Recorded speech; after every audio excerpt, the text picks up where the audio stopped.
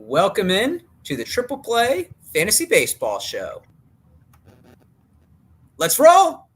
Guys, I want to say before the intro starts, happy TGFBI week. Let's roll!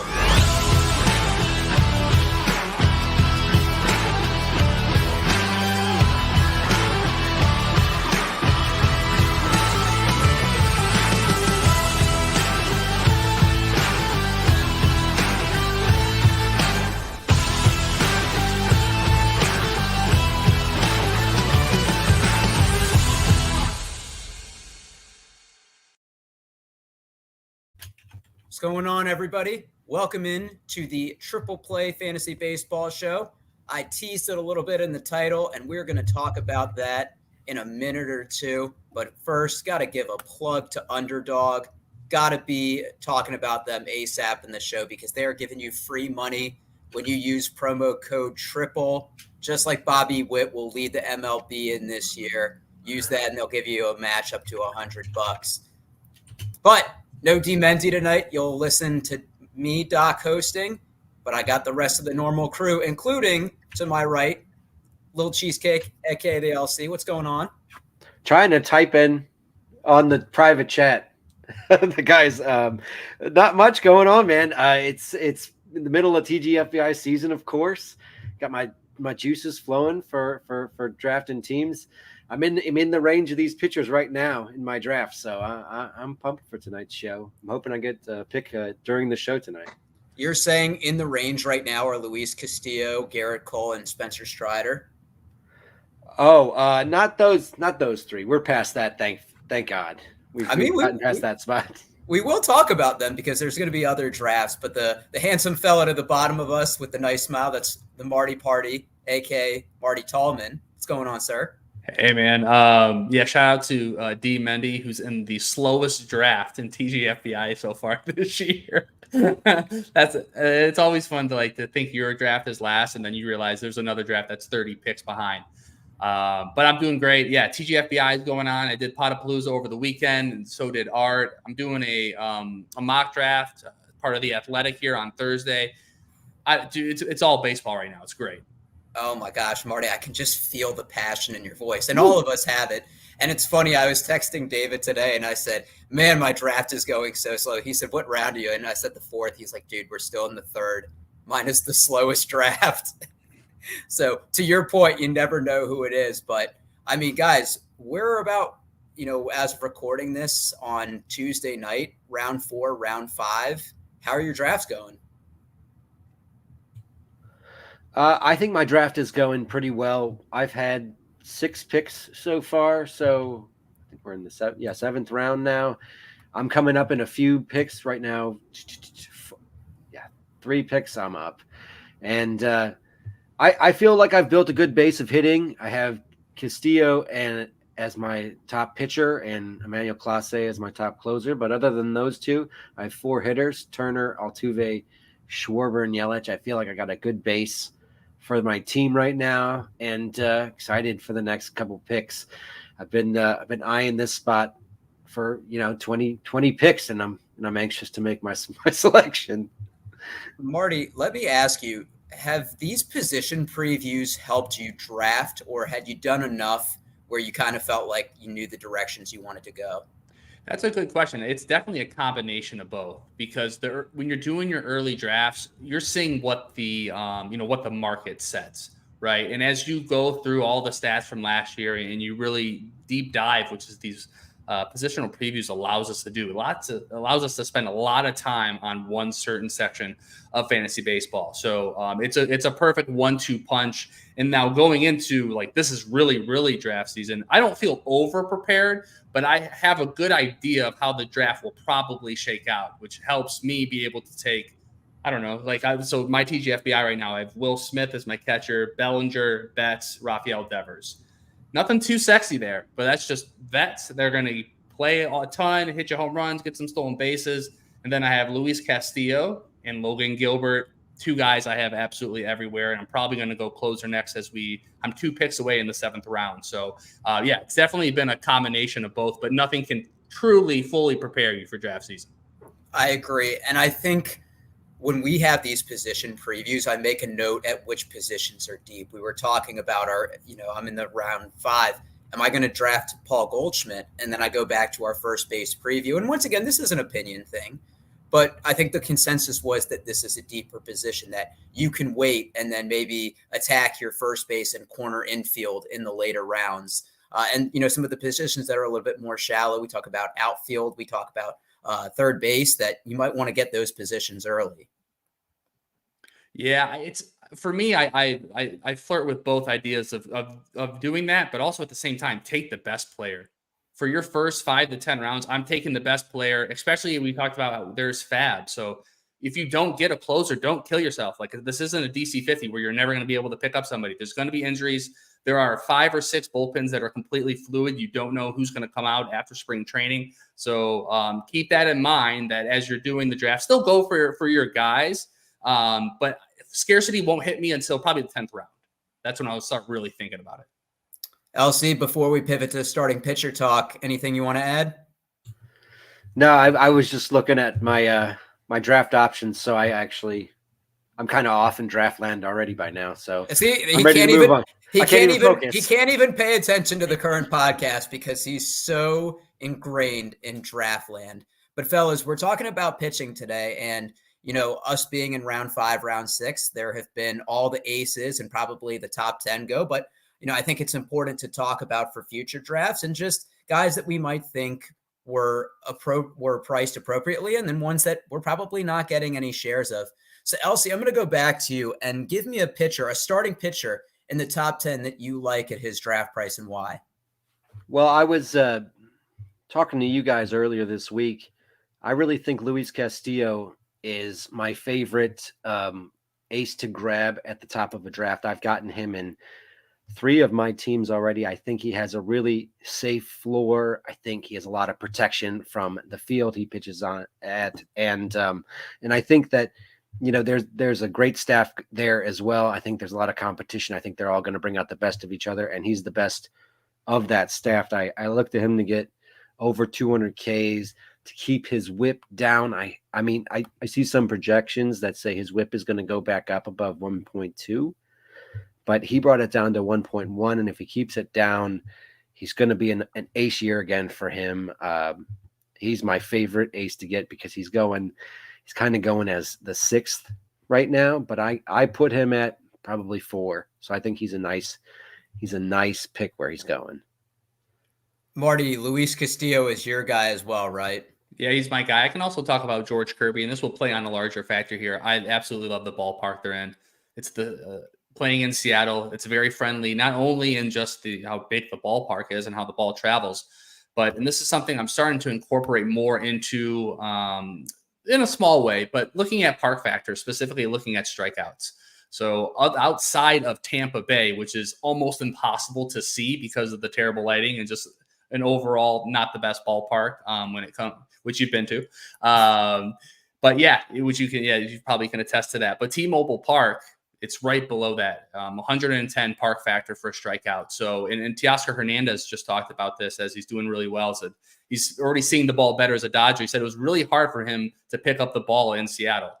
So Luis Castillo, he is the guy who I have the most. So I'm just a little bit of a piggyback off Art there. I like that he's got his walk percentage down over the years. Everything looks great. Art, you said it all. And then with Kirby, I think he's like a top 5, top 6 guy. I'd rather have him than Wheeler or Gausman. He has the best command in baseball. He's improved his slider. He's got 4 inches of sweep and 3 inches of drop, on these pitches, and his velocity is still up there. Stuff's a 106, location a 110, and pitching plus 108.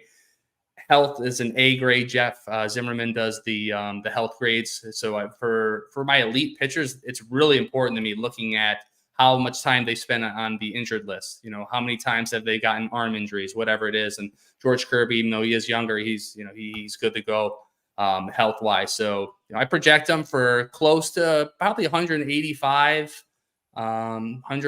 innings, and then with a really low whip, and it's probably like around 330, 340 ERA. It's going to be excellent. So I like both of those guys, and Marty, I'll piggyback on your George Kirby comment. 172 strikeouts to 19 walks. I mean, his walk prop was over under 0.5 most games. And if it was at 1.5, you were hammering the under. I think when you talk about, too, the division, yes, they have the Rangers and they have the Astros, but they also have the Athletics and the Angels, probably two of the worst offenses that they'll see. So you factor that in for road games. I love Seattle. And I mean, Luis Castillo was my guy as well. And Art, I'll piggyback off a few things you said. 150 innings in his last 5 full seasons, ERA below 4 in all of them. He went 32 at least 5 innings in 32 out of the 33 games, and the one he didn't was the final game of the season. I look for that home run per 9 to go down. It was 1.28 last year, which was the second most in his career. But you look at the previous 3 seasons when he was playing in Cincinnati, 0.78 home runs per 9, 0.91, and 0.64. So I think he just gave up a lot of hard contact last year. I had him almost everywhere, but I think now you have to pay up a little bit more for him than you did last year. But once again, like you said, that floor is probably one of the safest in baseball, I'd say, outside of Garrett Cole and Strider. But do you guys like any other pitchers in the top 10 that is not a Seattle Mariner? I kind of want to just talk about how, like, often in a draft, it's like you're thinking about getting a pitcher in one of your first 2 or 3 picks. And, like, you really have to plan for your first starting pitcher. I think that's an important part of my draft strategy. So in the TGFBI draft, I remember I wasn't planning on drafting Spencer Strider, but he was still there on the board when 9 happened. And I thought, well, if Strider's going to be there, I'm definitely taking him because I think he's going to be the number 1 pitcher this year. But that changes the whole strategy. My strategy is usually to go second round starting pitcher. And that's why you kind of group them in the way you do. I mean, would you guys go Cole at the end of the first? Is that something you guys have done so far? Would you do it? I haven't. I'm not against doing it. I haven't been in that 12, 13, 14 slot where I think it makes sense, or possibly starting, especially if you can get him on the second, in the second round. I don't have a problem with it. I don't have him. I don't have Burns. I don't have Wheeler, and I don't have Gaussman. I'm going first 2 rounds hitting, and then whoever's there in the third, which is hopefully it's Castillo, hopefully it's Kirby or Lopez or Gallen. I like all of these guys. But no, I have not found myself going for the top tier pitcher yet. I don't want to miss out on those bats. I'm going to ask you a this or that, and we'll say that you have to take pitching at this. Are you taking Strider and the upside? We'll say 8th pick. That's where his ADP is. Or do you like the floor of Garrett Cole at 14? You have to pick one or the other. Yeah, it's Spencer Strider by a mile. I mean, he can just he's if everything goes the way it should go with his health and everything, he's going to be the number 1 pitcher by far. Ooh, I disagree. I think I'm going the floor of Cole. Think about it. And the way back, you're going to be able to get a top tier hitter. You could get Bryce Harper. You could get Yordan Alvarez. And yes, Spencer Strider is elite. No, Strikeouts. Spencer Strikeout works. Spencer Strikeout. That could be a new nickname. That's a strikeout. I'm surprised that hasn't happened yet. It's right there. It says strike. Strikeout. Okay. You know what? We're gonna patent this. And this show is gonna be Spencer evidence. Strikeout. But I don't like that ERA that hovers around 4. Somebody that he kind of little. You keep talking. Sorry. Once again, the strikeouts are tantalizing. I do think that he can throw 200 innings easily, but a 3.86 ERA last year, a 3.86 ERA. That's just a little. 309 xERA though. It's a 309 xERA with a 36.8 strikeout percentage. And yeah, Spencer Strider is incredible. And so let's look at Cole.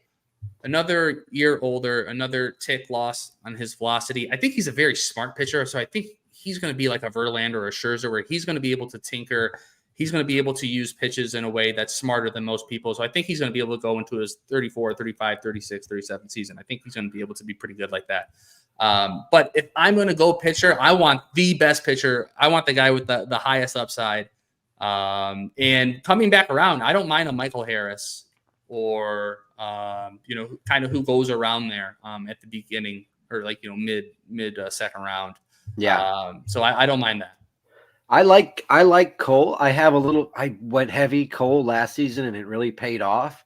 So part of me is like, don't invest again. I don't know why. Maybe it's like, is there like a name for that sort of in the stock market, like where it's the epitome of selling high on a stock. Yeah. I got a great season after buying high on Cole last season. So I'm like, well, if he's down this season, I don't want to. You're swing trading Garrett Cole, is what we're saying. I'm swing trading, yeah. But I think last season he did start, as Marty said, to change the way he pitches. He threw more breaking pitches than ever last season, and I think that kind of helped his some of the problems that he had from his heavier fastball approach. I think he's going to have a bit more consistent production as he ages. I also have a bias for guys like Cole who are like just giant dudes, like 6'5", 250. He looks like he could throw the fastball forever until he's 65. He's still going to hit like 80 when he's like 60, like those guys. I do like to look for like those just big bodies. I think they do seem to be a bit sturdier. I don't know. Cole's like the epitome of an ace to me right now. He just seems like a workhorse. And if you showed this to me from 5 years ago, where I was the biggest Garrett Cole hater, I would probably wonder if I was held hostage for all the nice things I've said.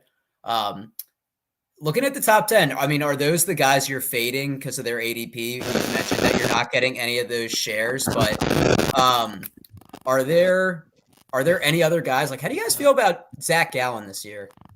I have Gallen. Someone's mic's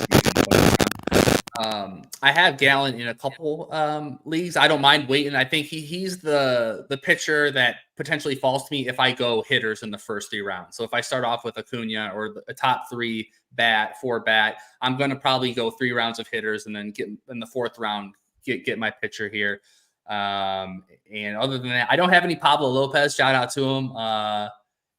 Now you're really paying for his ceiling. I mean, he's going to have to be exactly what he was last year. So I'm a little bit afraid of that, but I don't have a problem with Gallen. I think it's fine. I'm kind of concerned about Gallen. He threw 243 innings last year, if you include the playoffs, 184 the year before that. So he's thrown 327 innings over the last 2 seasons. That's a lot of mileage on your arm. A 4.03 ERA in the second half, 253 batting average in the second half. It was 226 in the first half. 24 walks in 91.2 innings. He had 23 walks in 118 innings in the first half. Like, it just seemed like he was getting hit. And I wonder, I know he had an off season, but I just feel like that's a lot of mileage to factor in. The only thing I'll say about that is that when we go to Jeff Zimmerman's health grades, which looks at, just so you can have an idea of the, how many times he's been on the injured list, how in the last 3 years, how many of those days he's been on there and everything. And Zach Gallen grades out as an A. I was a little surprised at that. I thought it'd probably be B because I know he did suffer an arm injury early last year, but he's only had 1 injury stint, even dating back to his time as a Marlin. I'm a little apprehensive. I don't feel great about it if he's my number 1 pitcher. I'm not, that means I really waited, but he's not undraftable for me. Yeah. Yeah, I think I'm more concerned about Yamamoto at 10. I think that's the start of like a very shaky tier. Yamamoto, Glasnow, Skubal, then you have Nola, Webb. Well, that's the next range. Anyways, but Yamamoto's the bottom of this range, and I am concerned about him. I don't know how many innings he's going to give us. He was so good in Japan. He barely gave up home runs, barely gave up walks, struck out a bunch of people. Like, is he going to be able to bring that over here and produce the same results? And how many innings he's going to pitch in with the Dodgers, who I expect are going to be like a 6-man rotation. I think they're going to try and cycle through their pitchers. So if I'm projecting him to give like 130 to 150 innings, how much value is that going to be at the 10th pick? And I don't know. Steamer projects him to have over 180 innings, which I think is an over projection. But I don't want to. I'm not 100% sure how to project him, so I feel like taking him there at 10 is hard for me to do, just because he could be your top pitcher and get 140 innings and he's healthy the whole season. Art, the interesting point you bring up with that is the variance in terms of the projections of his innings pitched. It's as low as 136, which is the bat, up to as high as 192, which is Zips. So there is a lot of uncertainty with Yamamoto. And to your point, he did sign a 6-year contract. The Dodgers are probably going to want him and Glasnow healthy for a postseason run.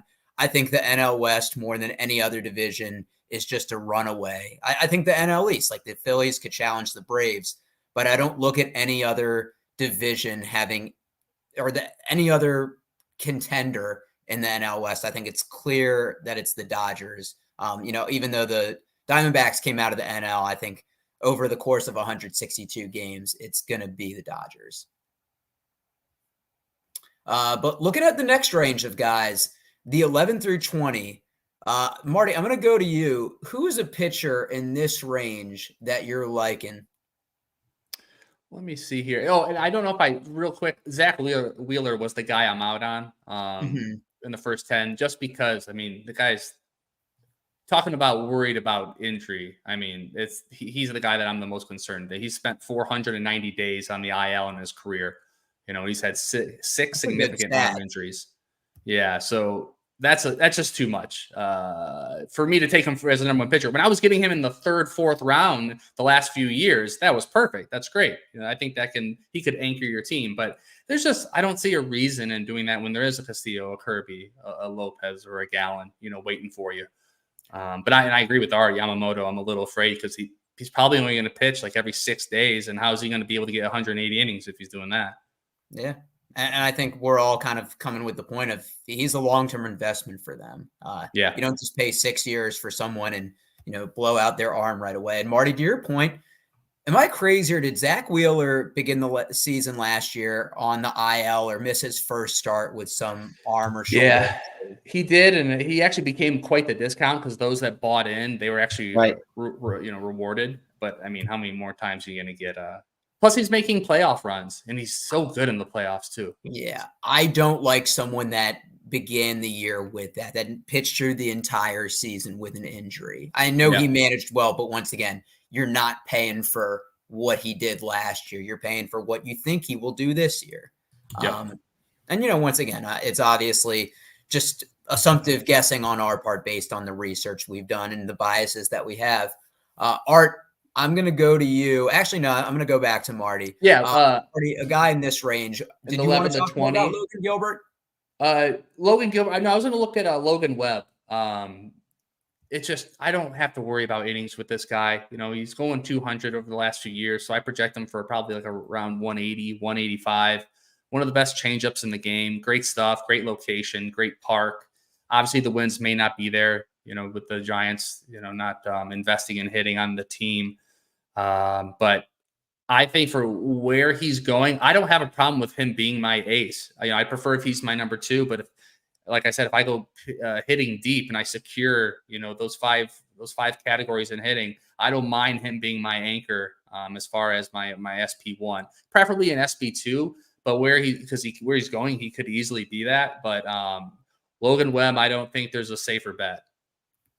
Logan Webb, a 3.67 expected ERA or under the last 3 seasons, but you look at the actual ERA, 3.25 and under. So I think that bleeds into his park. And the Giants have been a really good defensive team, where like the Phillies aren't, for instance. So Aaron Nola, because he gives up so much contact, it's constantly screwing up his ERA.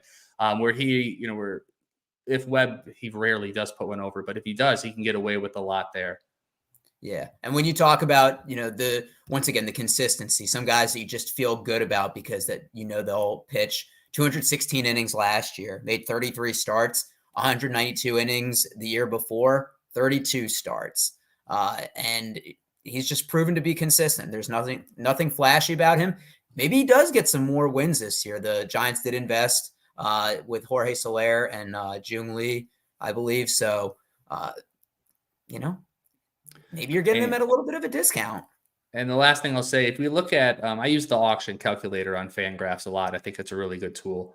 And if you run the auction using ATC projections, he's a 9th, 10th, 11th best pitcher, and you can get him in that range where maybe he's, the 18th, 20th off the board.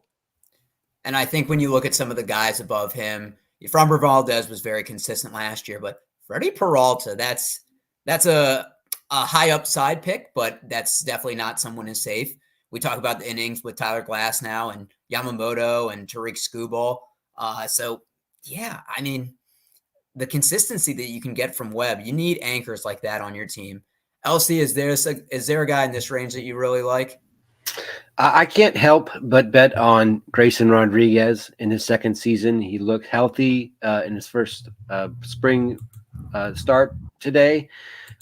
So that's good. He looks like he's ready to go. I think Grayson hopefully get about 30 starts this season, bump those innings up. I really liked how he came back after starting off the season a little bit bumpy last year, and then he came back and was just smooth down the end of the season. I think that he is a mature pitcher who's ready to be an MLB ace. He could take that step as soon as this season. So that is a real upside pick. But I also think that he has got a pretty good floor. He's just a good pitcher. He may have a few blow-ups, but I think that he's going to be solid and has ace potential, definitely over a strikeout per inning this year. And if he gets up to like 160, 170 innings, that could be, top 10, top 20 pitcher right there. So definitely. One thing to note, between both levels, he threw 163 innings last year. I think a lot of people will just look at the 122, but he did begin the season in AAA, got brought up, had a rough first stint, got sent down, continued to pitch.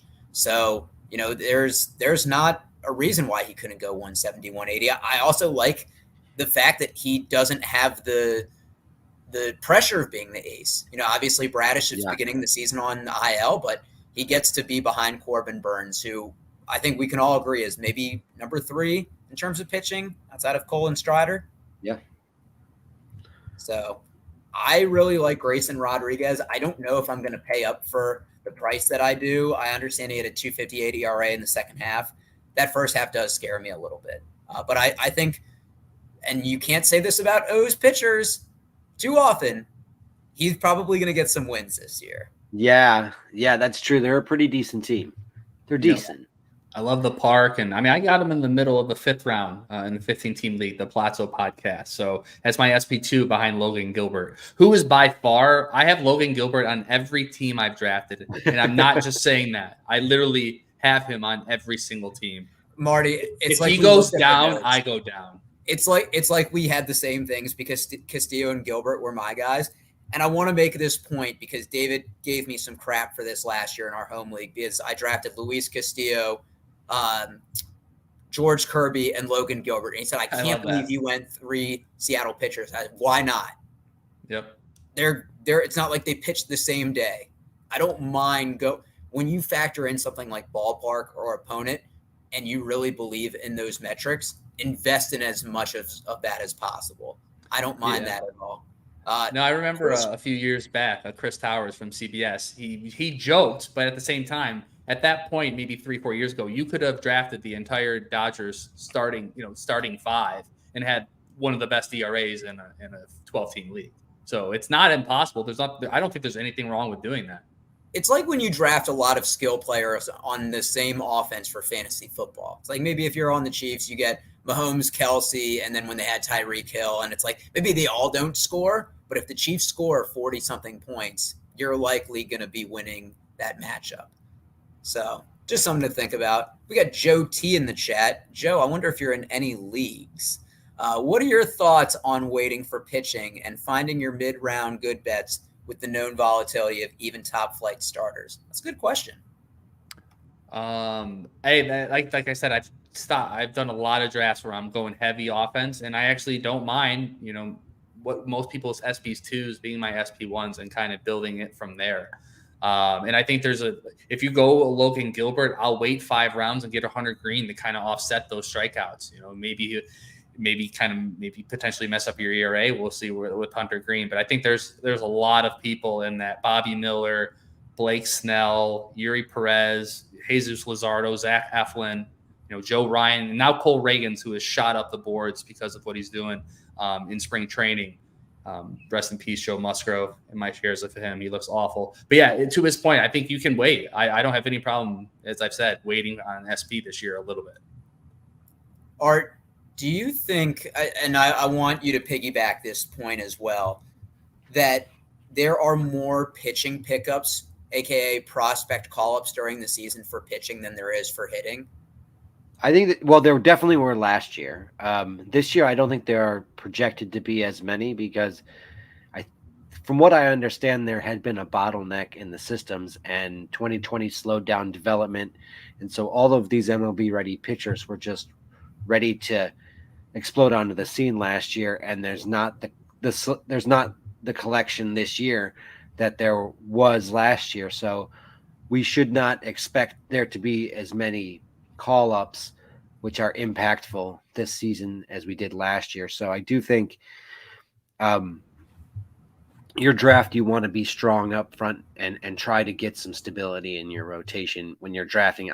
I usually like to have one of my first 2 picks be a pitcher because I like to make sure I have an anchor of the staff. I think Gilbert is a staff anchor though, and that's why I think he's being undervalued right now, because he's like a low end staff anchor for sure. And that's so I think you want, but he went in 55 in my DARF draft, and I was going to take him at 57. I'm which was way under his ADP. It's okay, so other people are starting to catch up to that idea now. So I go early often just so I don't get stuck getting sniped on Logan Gilbert in the 4th round, Yeah. I think it's important in these drafts, you have to get your guy. You have to get your guy because, not to shout anyone out, but I guess I'm going to shout someone out. Somebody took Francisco Alvarez in the 4th round of my TGFBI draft.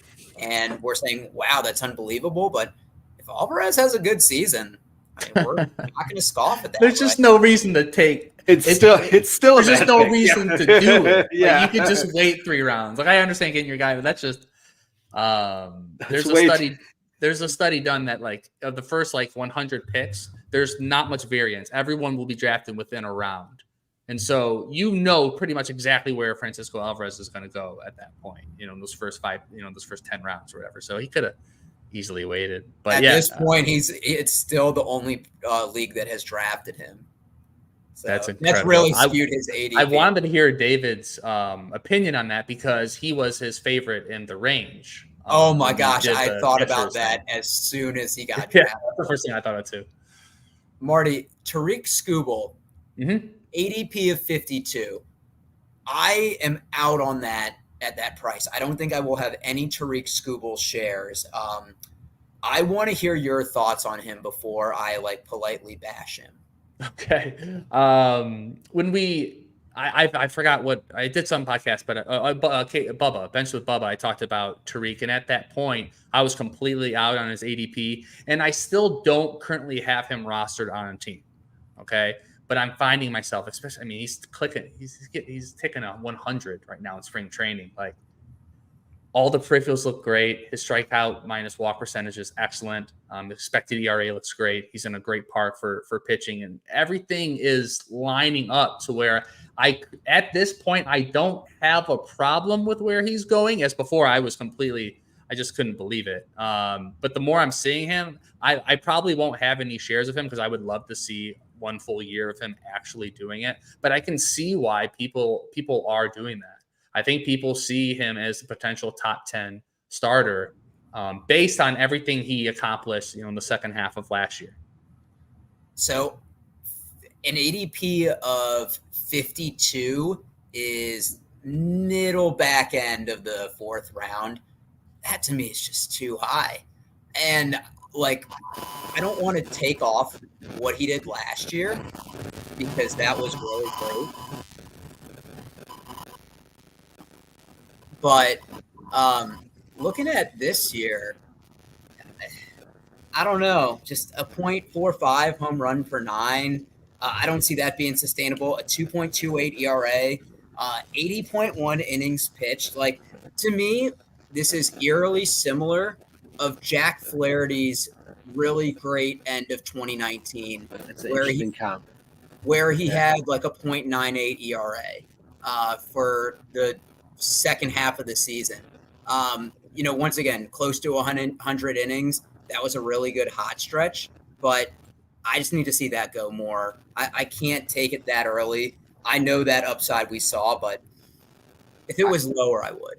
I kind of feel like this whole range of the draft is like a big danger zone, and it always is, like starting in the 40s until like 60, where like you're out of the sure thing top end guys, and you now want to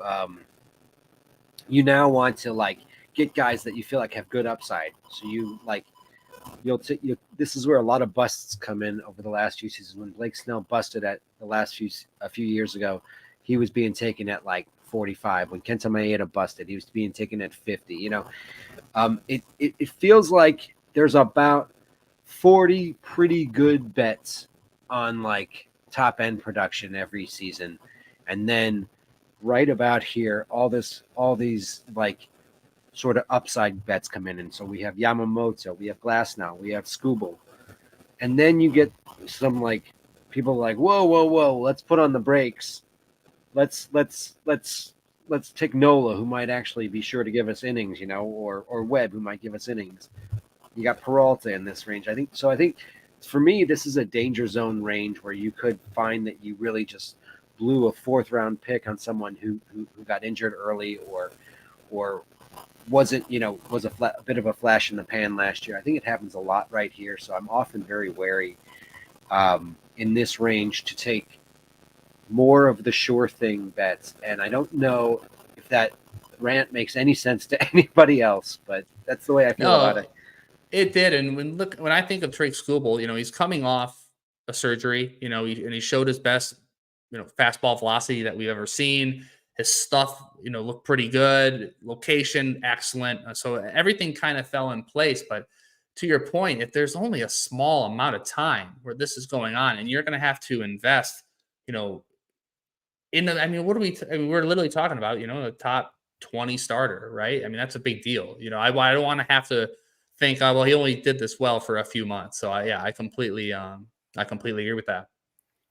Marty, we're gonna throw in a nickname for the guy. Remember how big on Brian Wu you were last year? Yeah, still am. I'm hoping is he a 5th starter there at this point? I mean, his strikeout percentage looked good. I love the park and everything like that. Dude, I might just have if I could get a whole Mariner staff going, I might just try that. Like hop in an OC or something. I feel like that's something we should do for an underdog best ball draft. Yeah, just get everyone. All of our pitchers be Seattle Mariners pitchers. Yeah, I don't have a problem with that. But yeah, no, I'm huge on Wu. I just want to see what they're kind of going to do with him. I don't have any shares of him because he's going pretty early. It's the cat's out of the bag with that for sure. People know. So I want to focus on Blake Snell. I'd say the person that's going the highest that doesn't have a team. Cody Bellinger obviously re-signing with the Cubs, so I think that obviously provides more clarity. But Blake Snell, obviously the NL Cy Young, but teams aren't willing to pay that price. And I mean, when you look at Blake Snell's stats last year, it could be a little bit misleading. I mean, at the same time that he was really impressive with a 2.25 ERA, hit a 1.9 whip. And it seemed like the Cy Young for the longest time was Strider and Zach Gallen's to lose. And then Blake Snell just kind of kept chipping away. 234 strikeouts. That will play 14 wins and 9 losses. But I think so much is going to depend on team context, where he lands, obviously in terms of getting wins. But I mean, you're spending a 5th-round pick on this guy. So we don't know where he's going to go. What are your thoughts on him? Yeah, so with Blake Snell, he's an interesting pitcher because we don't really see a starting pitcher pitch like he's a relief pitcher, where he's going for the strikeout. He doesn't mind walking people, as he has a 13.3 walk percentage, which is in the 4th percentile. So that's why his whip is so high. But he purposely pitches that way. And so it's unlike anything that I can ever recall, where he has this type of approach. So the stuff's great. It's always question, is he going to go 6 innings? Is he going to get 5-6 innings? And as he gets more mature and older in his career, when he's barely doing it now, he's going to, at some point, he's going to have to change the way he pitches. He's going to have to, because he can't be 33, 34, 35, getting into 90. Because if you look at it, it's not his innings pitched are low, but how many pitches he threw is just as high as most starters. The problem is he's wasting so many pitches. So there's gonna, I know we're not like really a dynasty show, but if you are, sell. When it goes bad, it's gonna go bad for him. When his stuff goes, everything else goes. Now, what does this mean for next year? I think where he's going, I think he's a fine SP2. I don't have him anywhere currently, and I probably won't, because I'm just out on that profile because of how much it destroys your whip, even though he was a top 10 pitcher last year. But I long term, it's not good. For this year, he's going too early for me. It's not even he's too early. I just don't want him. Are either of you worried that like guys that hold out have a tough time? Like he's not started camp with the regular pitchers and catchers, like, and he's going to a new place. It's going to be a big contract. Like, all these factors are weighing in. I feel like it's just bad juju to start off as well. Like, I don't like, I don't, I mean, and the inconsistency as well. Like he's a volatile pitcher year to year, where he goes up in innings and goes down in innings. So it's like, are you going to get 128 innings of Blake Snell?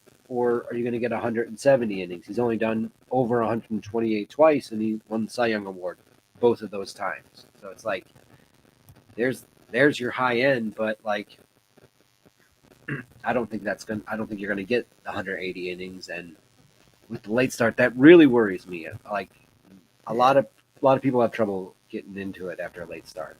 And I don't usually make the football references, but I'm going to do it. It's like a running back holding out. Yeah, there you go, Marty. That's a good one. He gets back in, he gets injured because he wasn't ready. And Marty, you should be the ramp up for him.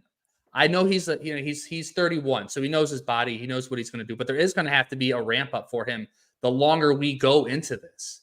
So maybe you won't have 100% of Snell for the first month. I don't know what he's doing on the outside, but maybe he is pitching simulation games. Maybe he's gaming. Isn't he a big gamer? Yeah, I think he is.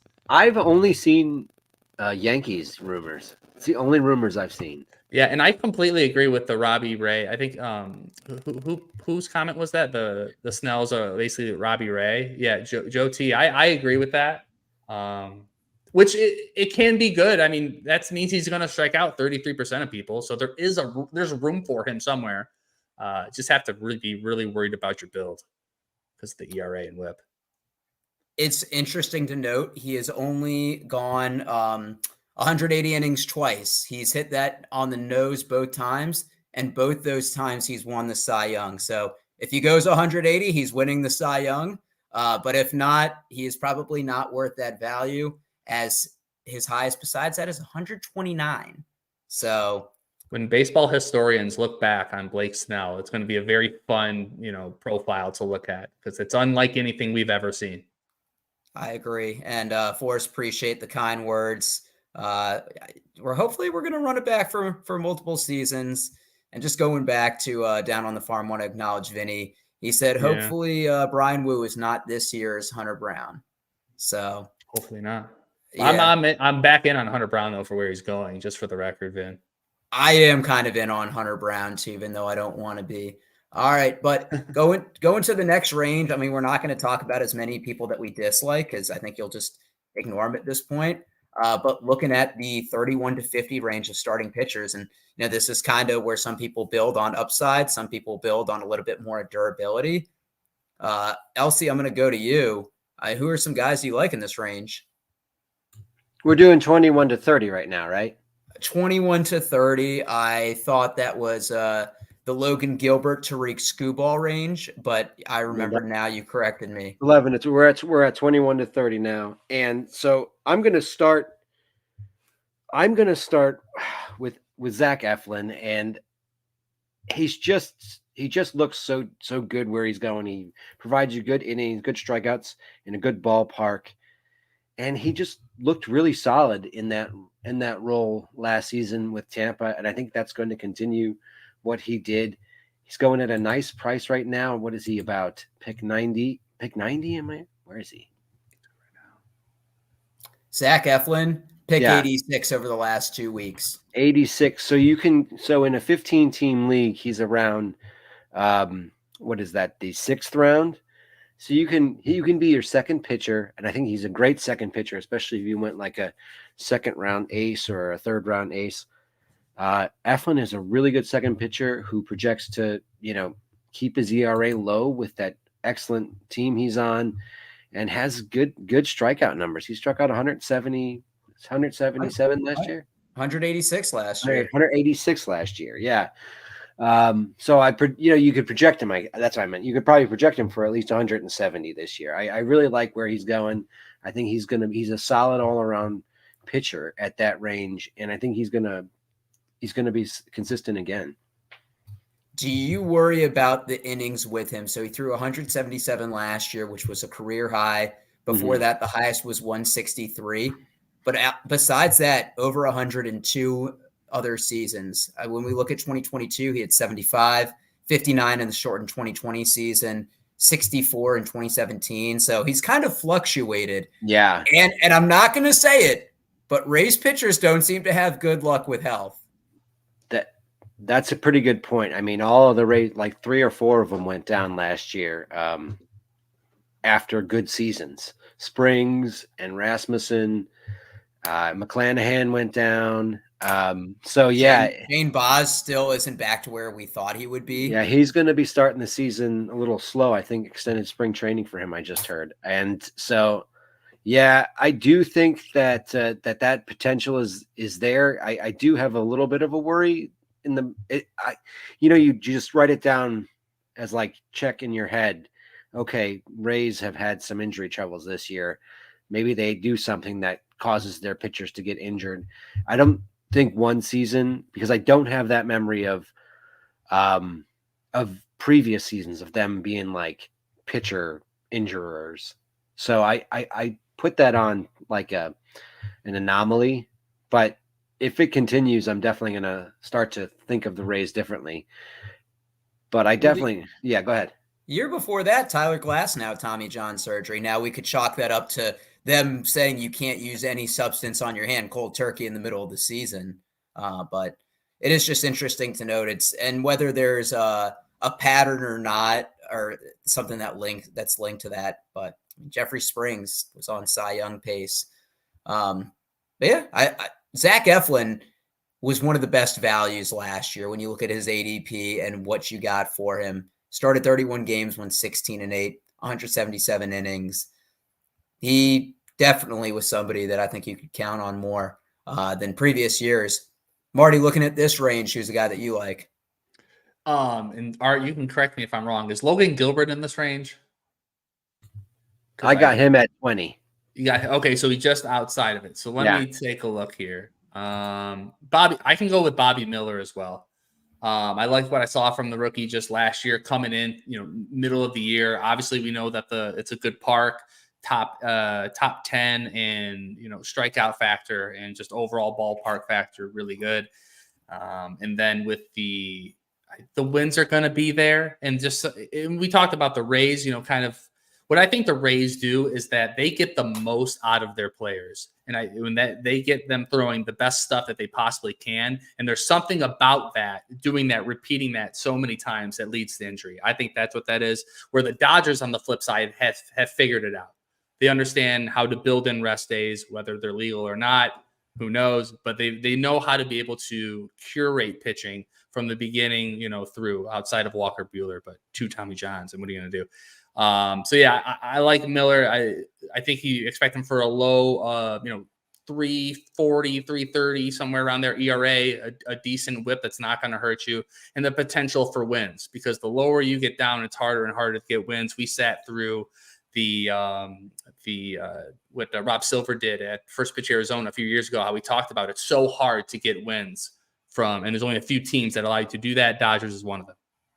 Guys, I have a question, and it just came to mind, and this might be one of the best things I've ever said on this show.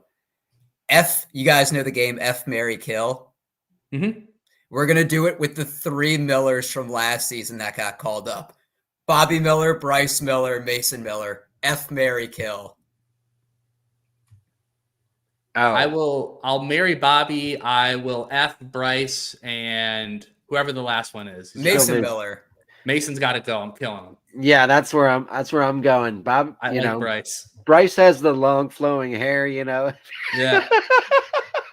He's a good SP4. I like to pair him with Shane Bieber at the back end of drafts. I'm back in on Bieber, just so they're going the same spot, around the same spot. Yeah. It's interesting. Like Yuri Perez is another guy who came up last year. He's going in this range. A lot of Ks. The projections don't think he's going to get innings. And if he doesn't beat his projections for innings, he's not going to be worth this draft price. Where are you guys on Yuri?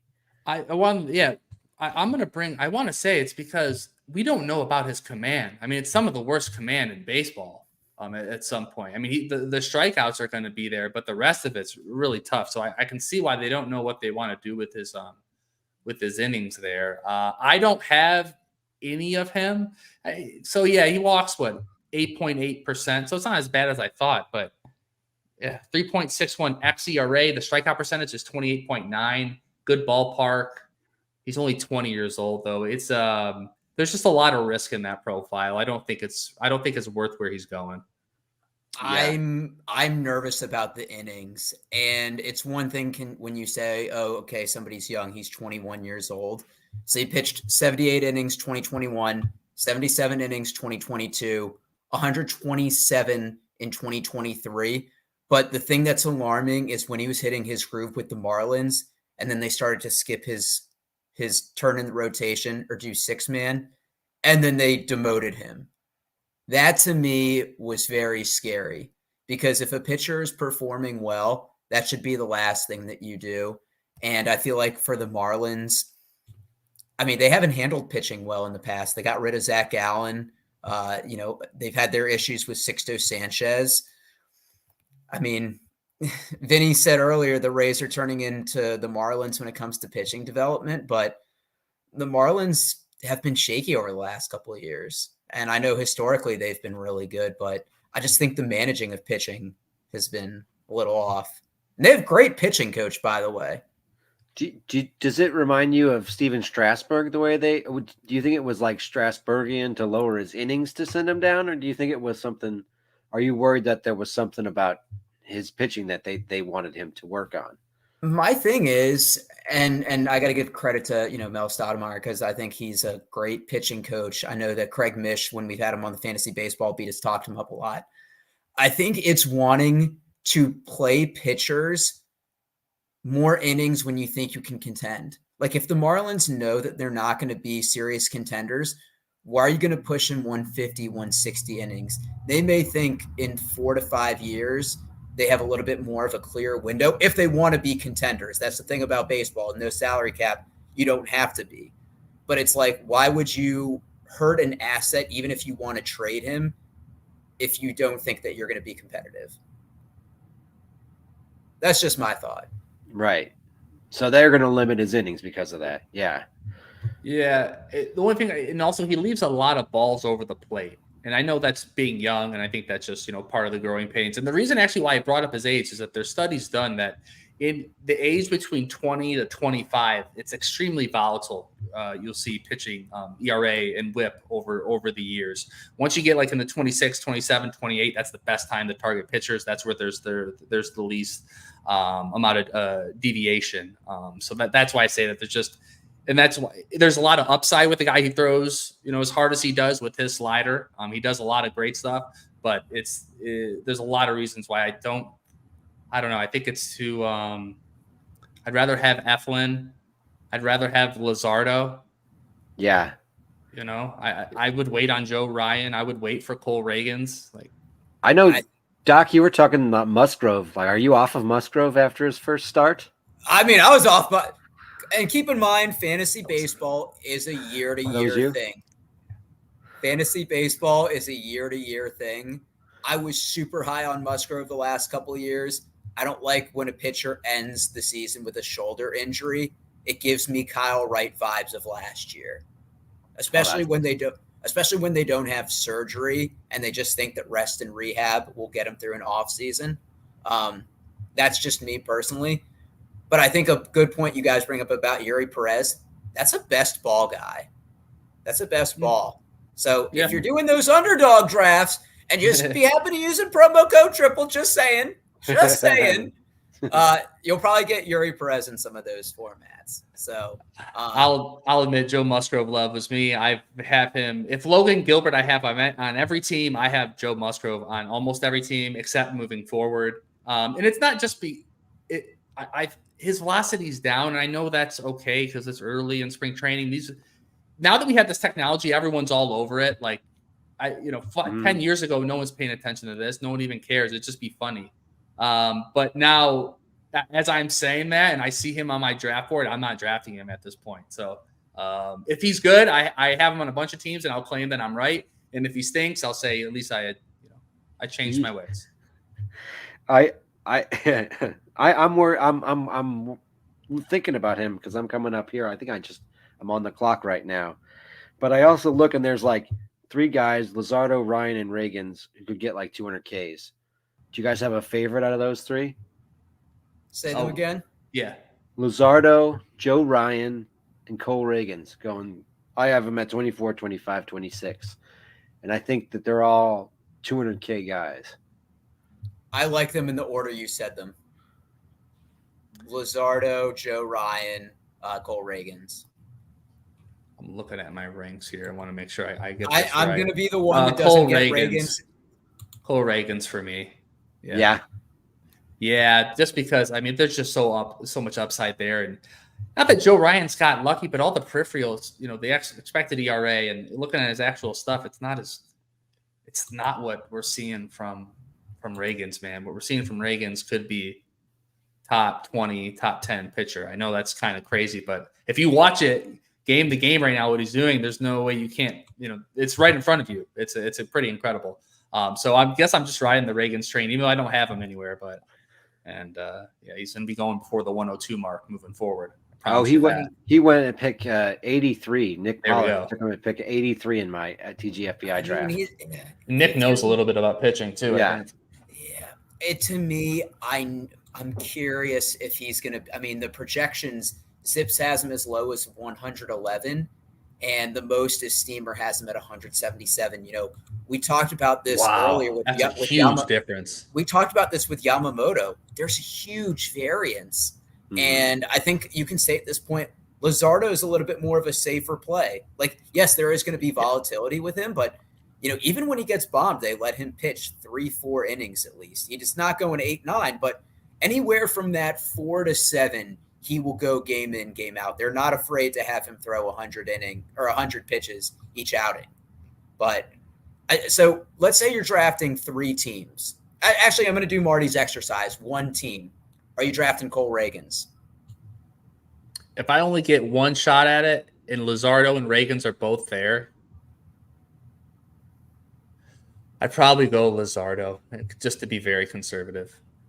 I'd go Reagans. Luzardo's frustrating.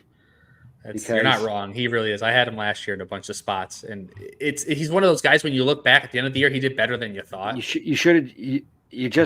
overmanaged him. If I'd have just kept him in, I'd have gotten decent results. But he'd get blown up against poor teams and then pitch really well against really good teams, and they're like, and I didn't have him in for those games, and it's that's the epitome of fantasy baseball. You just ride someone through the thick and thin with those type of guys.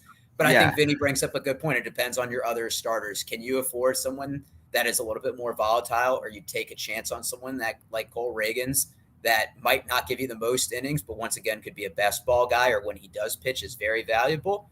Or do you need that stability? And Kevin, I know, right? No David, slacker. That's a good photo of him. I like that. Yeah. Good photo, Kev. Hope you're doing well. How do you guys feel about Dylan Cease this year? So Dylan Cease, Jekyll and Hyde pitcher, a former one of David's guys, but a 4.58 ERA last year, a 1.42 WHIP, but 214 strikeouts. And Marty, I don't know if you know his pitching grade right now in terms of health. It's an but A. a guy that's been fairly durable. So he's going to give you the innings. He isn't going to give you wins. You figure the ERA and WHIP gets better next year. He's going to give you the strikeouts. I mean, what are your thoughts? Are you guys taking him? I think Vinny definitely. This is one of those guys. It depends on your build. If you focus on low ERA guys and you need some strikeouts, he's going to be durable. He's going to be there, and I don't mind having him. I'm hoping I might actually have him on my TGFBI team, depending how this shakes out. So I'm in on him. He's just going to up your ERA. That's just what's going to happen. So you got to build that into it. I think he's a good. I don't think he's going to be as poor as he was last year. I think he's going to be have better ratios, better ERA and WHIP than he did. But I really like him as strikeouts, like guaranteed strikeouts. And he might hurt you. I mean, you could also just say, wait 200 picks and get Lance Lynn. But I think Cease is going to bounce back a little bit from last season and do a little bit better. I like him like Marty's guy. If you got Kirby, who's going to get like 170, or if you waited and your top pitcher is like Max Fried, who gets like 165, 170. Maybe Grayson Rodriguez. Grayson. Like if you want to be up there, Cease is a nice person to sort of pad your strikeouts, get you back into the game of like with the rest of the top guys in the league. I think Cease could be that guy that we look at next year and we say that this is the cheapest he'll ever be. Like I think the discount on him, expected ERA last year 4.07, so that's half a run lower. The ERA the year before 2.20. Last year a 3.30 BABIP. That was the highest of his career. I mean, we've talked about that he can be durable and 165 innings the last 3 seasons, but I also look at the chance that he gets traded. I think if he gets traded, we're talking about a top 10, top 15 pitcher that you're getting in the 20 to 30 range. I think if this White Sox decide to be sellers, Cease has that value, and some team may pay for it. They had a high asking price all offseason. I guess that's the only reason he wasn't traded yet. But he's not signed to an extension, and it's different when it's middle of the season. And, let's say a team that's contending, and I don't want to even throw out names. Let's just say a contending team loses a starting pitcher to a serious arm injury. He's probably the best arm on the market now that Corbin Burns is gone. And to your point of a high BABIP, the White Sox had the 6th most errors in baseball. They suck at defense. Yeah. I mean, look, Dylan Cease, I think the talent is there. The strikeouts are undeniable, at least 210 over the last 3 seasons. So him being healthy, he's going to give you that. I think you're only going to get upside with him at that point. I don't think he can hurt you where his ADP is, but who knows? He had some awful stretches last month that you just couldn't play him, and he was killing your ratios. Guys, to round out the show, give me a pitcher in that 31 to 50 range that you're trying to get as many shares of. Did I mess up the range again? Are we doing Dylan Cease, future Dodger. Nah, That would be incredible. I would like that. Yeah, I don't mind. I have Hunter Green in a lot of places, and it could be an absolute disaster, or it could be absolutely incredible. His stuff is a 119. I mean, it's he's filthy. The location is good. I think he's good for 160 innings, probably around there. And I mean, I know he's a 2-pitch pitcher, and I think he's was that the curveball he's working on, and he's saying he's seeing good results with it. I'll see how that shakes out in spring training. I don't know if I believe it till I see it, but I have him in so many places. He's usually my third SP, preferably fourth if I did things right. But yeah, I think there's a lot of upside there, but I also know there's a potential that he could talk about killing your ratios like Dylan Cease. He could Dylan Cease it up for sure. Marty, I want to get to your point in a sec. Vinny, your track record is good with trades. You called Jack Flaherty the Orioles, so I'm going to give you credit on that. Marty, you and I picked the same love pitchers. If Castillo, Logan Gilbert, Hunter Green were the same person. He pitched 22 games last year. 5 of them, he had at least double-digit strikeouts. And I look at this was his ceiling game against the Twins. 7 innings, 3 hits, 1 earned, 1 walk, 14 Ks. Ooh. There are very few pitchers that can give you a ceiling like that. Now, I know, albeit one game, you can say Armando Galarraga had a good game. Philip Humber had a good game. So I know the straw man argument in there, but his expected ERA, his stuff is just incredible. 0.4 runs lower, and he added a split finger. So because he doesn't use his changeup too often. So I think he's trying to have a secondary and third pitch. The ballpark is going to hurt him. You do worry about that, but he looked good in his first spring training outing. 1.2 innings, a hit, 2 walk, 4 Ks. 4 out of the 5 outs being strikeouts. I want to ask you guys this because I asked the Glarf group chat, and it was I would say it's pretty one-sided. But at this point, Hunter Green or Carlos Rodon, they're going right next Hunter to Green, each other. Hunter Green all day. Hunter Green, LC. I'd go Green over Rodon. Okay, that's what I picked too. Most of the group. Shout out to Matty Wood. Matty Wood said Green, but everyone else pretty much said I was wrong. So I'll tell you who I would take over Hunter Green. I would wait for Mitch Keller. Woo! And take him. 210 strikeouts last year. Just signed an extension in Pittsburgh. Going to be settling in there. I think there's a chance that he improves on his 4.21 ERA from last season. And he gives you like 1.25 whip, but with a lot of Ks. And he threw a lot of innings last year. I think he threw 194 innings. You know, he was a guy we've been waiting for a while, and he came through last season. The park is a really nice place to pitch. He gets over a strikeout per inning, and he had a solid 194 innings last year. I get you on Hunter Green.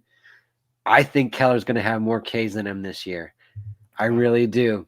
I think he could pass 200 again this year. He's a mini Cease. He's like a late Cease, probably with a better whip than Cease. You know, I think Keller's a nice position here. The trust isn't on him yet because, of course, Pittsburgh is not good, and his ERA and whip were not like amazing, but the Ks are awesome. And he's got inning. He threw 159 in 2022, 194 last year. So I think we can project him to get close at or close to 200 Ks. Another big K grab right there. Art, are you scared about the Jekyll and Hyde we saw of Mitch Keller? So the first half, 117 innings, a 3.31 ERA, 220 opponent's batting average. But second half, in 77 innings, a 5.59 ERA, a 288 opponent's batting average. I mean, that's night and day difference. It was his first time getting that many innings, so he definitely faded. His second half, his July, August, and September, October ERAs were all over 4. I think, given that it was his first time pitching that many innings, there's a chance that his arm wasn't ready for it, and he, of course, faded with the workload. So maybe his innings are cut back. Maybe that would be the way he's best utilized. Or maybe this year, now that he's used to throwing as many innings, he's able to handle it for more of the season, But the K's were there the whole season, and I think that's what that's reassuring. Yeah, his walk rate didn't seem to go up that much at the end, which is nice to see. But definitely the results were not nearly as good as the first half. But and I guess that is one reason why you would worry about him. However, second halves are not necessarily indicative. It is just a sample size. It is a sample size. It is our most recent sample of his, so it has the biggest impact on how we look at it. But it is just a sample. It is a sample, and I look at maybe the overall larger sample size is that the first half of 2023 was really good for Mitch Keller, and we've seen more flashes of inconsistency. I think he's the type of guy that if you have in a redraft or a home league, that he's a sell high. Maybe for someone that doesn't follow as closely, or somebody that needs pitching, and you sell him at his peak, because I think he's somewhere in the middle, like a high 3, low 4 ERA. I think he does give you the strikeouts, but he won't get you the wins. I don't think he gets 13 like he did last year. Yeah, that'd be hard to reproduce. Although Big Rowdy hitting home runs for Pittsburgh, they might do some damage. Who knows? And I will say, not that you use this as a barometer, but according to DraftKings, Hunter Green strikeout prop 189.5 for the season. Mitch Keller 172. So they are projecting. Oh, they are projecting over. Hunter Green. On Mitch Keller? Over on Mitch, no, yeah. I don't take overs on players. Okay. I'm unders just for the sake that an injury can make that bet hit. But we don't want to talk about injuries. That's not why we do this.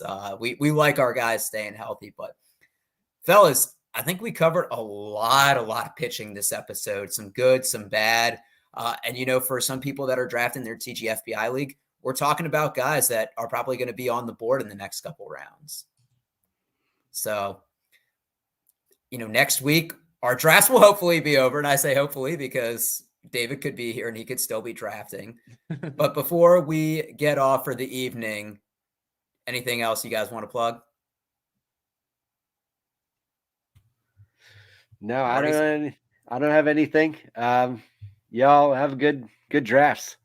Yeah. Thanks for listening. We're excited to continue to do the show, and this is the best time of year. It's just, for me, it's my most favorite thing. I have 2 drafts going on while I'm working. It doesn't get better. Woo! Yeah, we're drafted. We're multitasking. We're trying to do a pod. Brian, I appreciate that. Who knows if DraftKings has any insight, but I feel like you can't go wrong against the odds makers where people are betting thousands and thousands of dollars on. And the only thing I'll plug is if you're doing your drafts, I don't think too much has changed since we started doing our position previews. So feel free to go back on the YouTube channel. We have time codes in the previous videos. Feel free to look back at the podcast. We've had some moves here and there, but for a lot of people that are doing home leagues, this is when the research starts as we're getting ready to go into March. We're having a little bit more clarity. So we're here to help you out. You can always tweet at Marty @Marty_Tallman, Art at ArtTPF, David's DMendio too, and I'm at AAA Fantasy. We're always happy to help you out and try to win your leagues. David will hopefully be back next week. We'll be talking SP Part 2, and it will be officially in baseball season month.